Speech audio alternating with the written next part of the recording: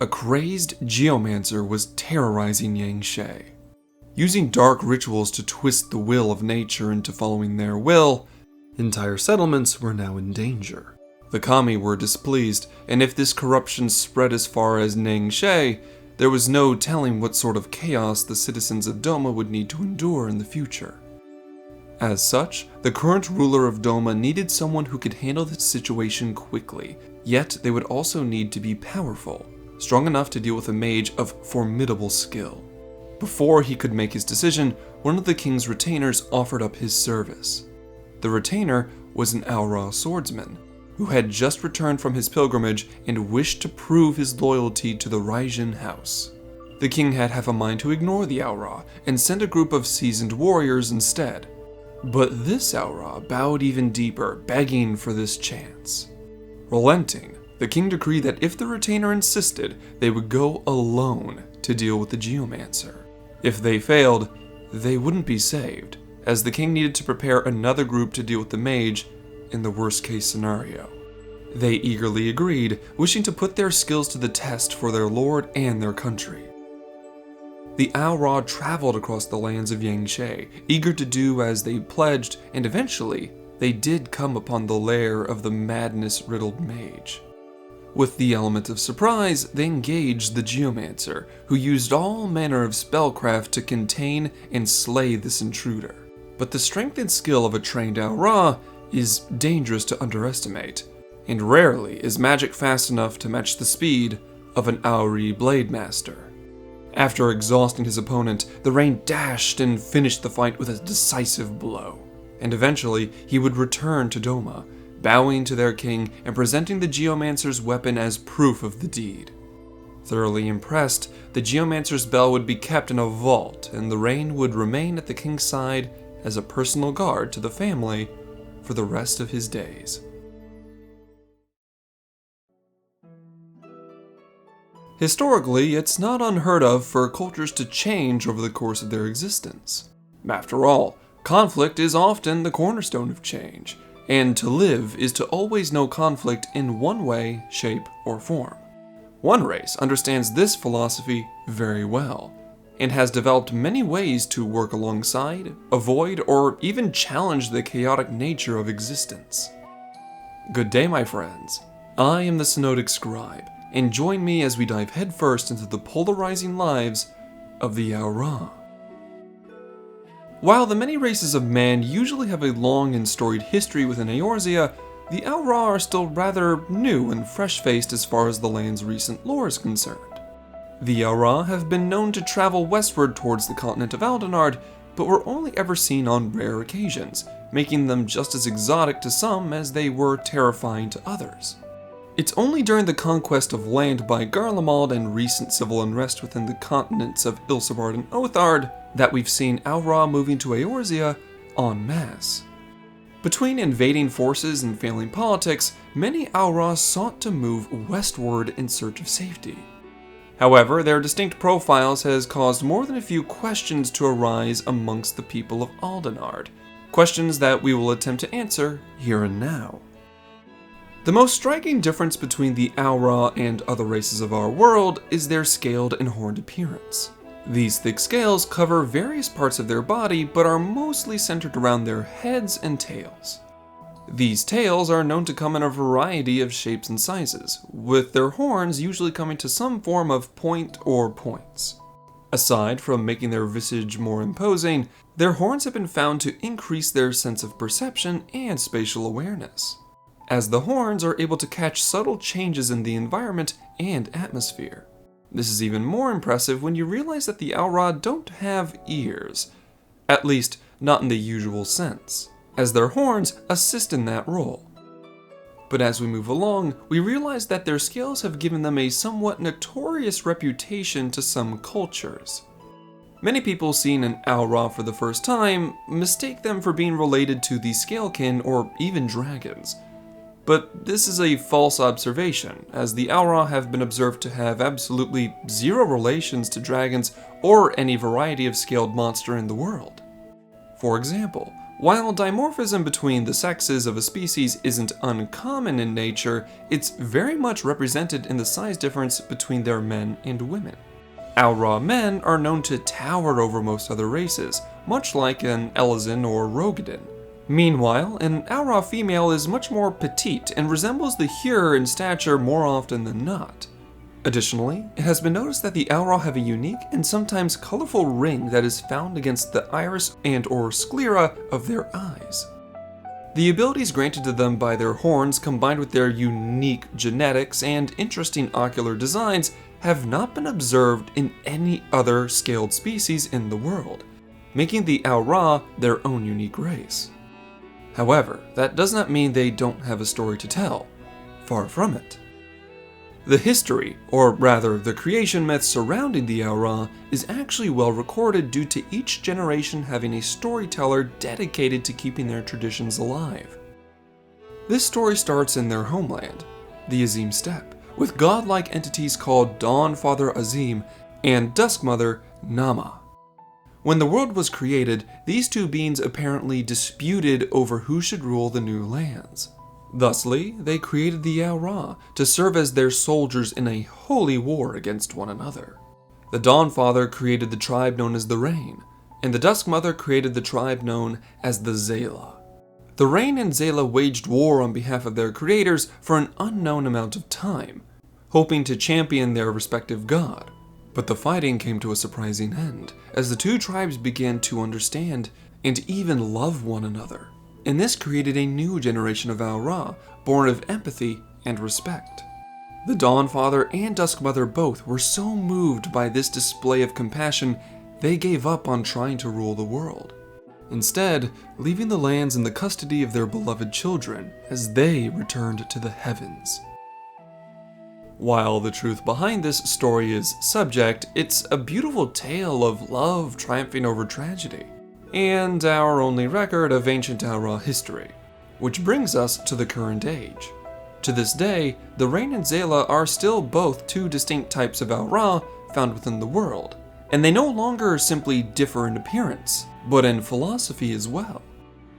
However, one of the few traditions that still persists in both tribes is seen in their attire. Quite often, you'll see an Aura wearing armor, clothes, or belts with obvious scaled patterns on them. While many assume it's to reflect the scales on their bodies, the pattern actually symbolizes good health and vitality in their culture. In the same breath, any mild tears or damage to their clothes are usually left alone, since they view such marks as proof of experience. However, that's where the similarities begin to end, and to know why, we'll start with the tribe known as the Rain. Also known as children of the Dawn Father, distinguish themselves with brighter colored scales and horns. These colors are usually a shade of white or tan, but are known to get closer to a brownish color in dim light. Sometime after their creation myth, the Rain left the Azim Steppe and spread throughout the continent of Othard. They were quick to adopt the Hyur's common tongue, and many different groups of Rain began to live varied lifestyles based on the regions they settled in. In the first few years of their travels, however, the Rain were mostly met with hostility due to their aggressive appearance. This caused some to retreat underwater and build a society with a turtle-like beastman called the Kojin. The others that persisted began to forge bonds with the surface races, but in Othard, the racial tension only began to simmer once a prominent warlord from Yangshe took the Rain in as vassals after being thoroughly impressed by their wisdom and skill. After that, many Rain became respected as they were seen as peerless warriors under the lords they served. This only improved their reputation, as some then traveled even further east to the land of Koshu, becoming known as legendary blade masters. Meanwhile, other Rain had traveled westward, and a large group of them would end up settling on the island of Davnair. This history tracks with their physiology. The Rain aren't the strongest Aura when it comes to raw power, but what they lose in strength, they win in dexterity, making them surprisingly agile. As they became accustomed to living and mingling with the other races, the Rain began to learn and teach. This opened their minds, making them into reliable mages and wise scholars. Despite the rough start, the Rain are now thoroughly a part of many cultures such as Doma, Hengashi, and Radzat Han. As such, their naming conventions reflect the society they're living within, as they adopted similar naming patterns. With this newfound confidence, the Rain began to slowly spread throughout the world in the past few centuries, with the bulk of these numbers being a direct response to recent Garlean invasion. And yet, despite all of these changes, their original loyal service to the Dawnfather is reflected in their service to whomever they pledge themselves to. There are countless stories of noble Rain serving and uplifting whatever person, place, or cause they believe in. Next, we move on to their cousins, the Xela. Also called the children of the Dusk Mother, the Xela are identified by their darker scales, which are commonly seen in shades of blue, purple, and black. The Xela have mostly remained in their ancestral homeland of the Azim Steppe, living as nomads in dozens of unique tribes. But many of these tribes don't look upon the other races with the same patience as the Rain displayed. In fact, it's often the case that if you're unable to prove your worth through whatever philosophy they value, then you're less than dirt to them, because even the ground beneath one's feet serves a purpose. This love of action and hate for politics is commonplace in most tribes of Xela to varied degrees, as it is also partly why they've only recently began to develop a written language in the past couple hundred years. With no universal formula amongst them, each tribe can have its own written characters, making any translations difficult if not impossible without talking to the tribe it came from. But this simpler lifestyle suits them just fine, as most Xela tribes live and die by the codes of their respective groups. However, the most common rules being to respect the Azim Steppe and honor the Dusk Mother, though the best way to honor their goddess is usually found through shows of strength. Their love of combat has left many races calling the Xela barbaric, but it's this lust for battle that's honed them into machines of war. While you won't find many mages amongst the Xela, you will find an excess of them mastering various forms of weaponry and martial arts.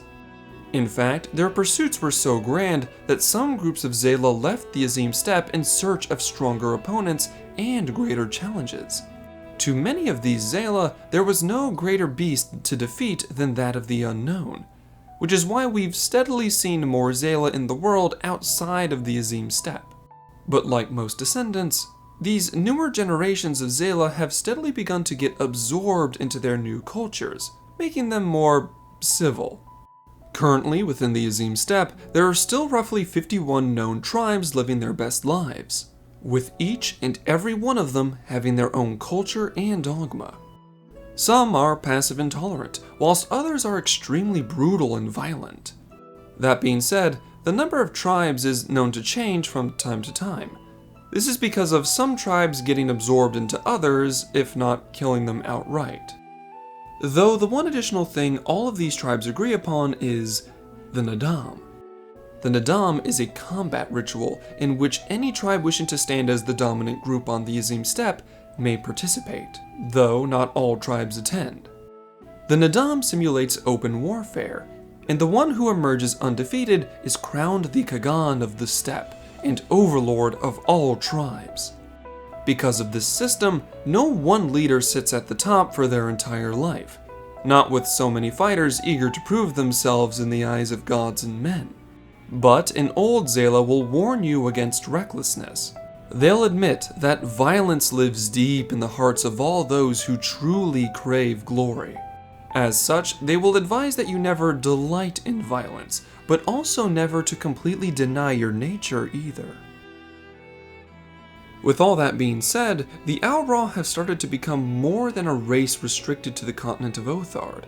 They've spread far and wide, with both Rain and Xela showing off the tenacity and skill of their species. Despite the racial stigma they face from time to time, they've proven themselves capable fighters and survivalists, making any who stand amongst you an invaluable asset, and an even more loyal friend. Thank you all for watching to the end. If you enjoyed this video, why not subscribe and share this with your fellow adventurers? With your help, I'll try to reach out even further and bring even greater stories to you. Although I'd be remiss if I didn't acknowledge my biggest contributors. A grand thank you to Rovakis, Potato, Burn My Pancakes, The Yellow Couch, Papaya Cyan, Sage Mouse, Volvalis Oma, Cizane, Azeri, and Cat, with an additional nod to the scholarships on screen. Links to things like my Twitter and that of my channel artist Caddy can be found in the description. Thank you all for your viewership as well as your support, and I hope all of you have a wonderful day. Class dismissed.